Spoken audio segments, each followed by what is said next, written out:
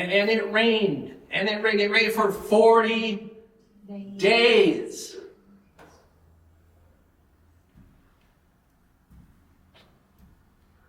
And 40 nights.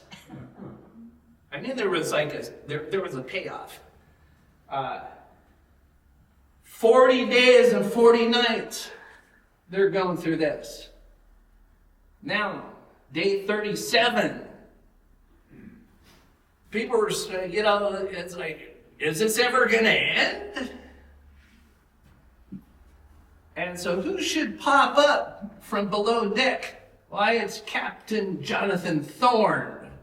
You might remember him. He was the guy, so when the Astor party left New York, and it was like 1 if by land, 2 if by sea. So Captain Thorne, he was the 2 if by sea guy. He sailed around the Horn on the Tonkin, and Noah, he pops up. Oh, and they were going to set up a fur trading colony, a whole network of trading posts, starting at the mouth of the Columbia River. And so he pops up from below deck, and Noah looks at him, and what are you doing here? And Thorne said, well, I got separated from the Tonkin. Anyway, I'm just going to I got to grab my man Aiken and a couple of the Hawaiians, and we're going to take one of the canoes and find a break in the sandbar that's blocking the Columbia River.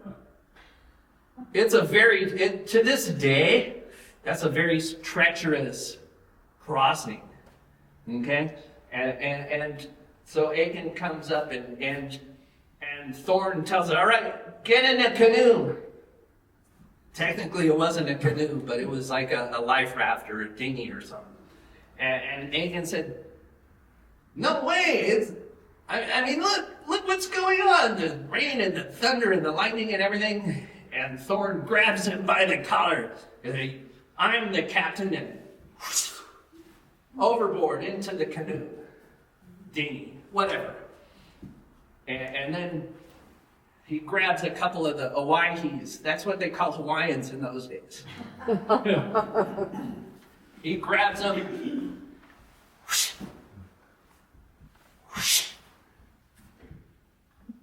Over the, what do you call the side of the boat? Well, whatever you call it. Into the canoe, and they lower the canoe, and that's the last we saw of them. They didn't make it, so anyway, a lot of sacrifice, those early explorers. And okay, so that's day 37. That was probably the most dramatic thing that happened.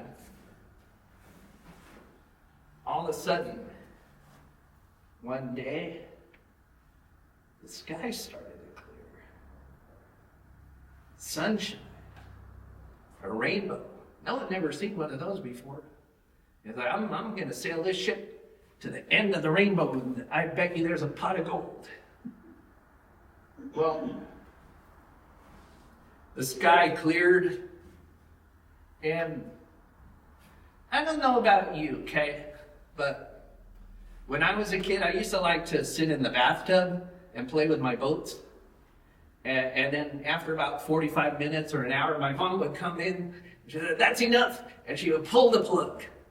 And that would be the end of it. So the same thing happened here. God pulled the plug. And the waters receded.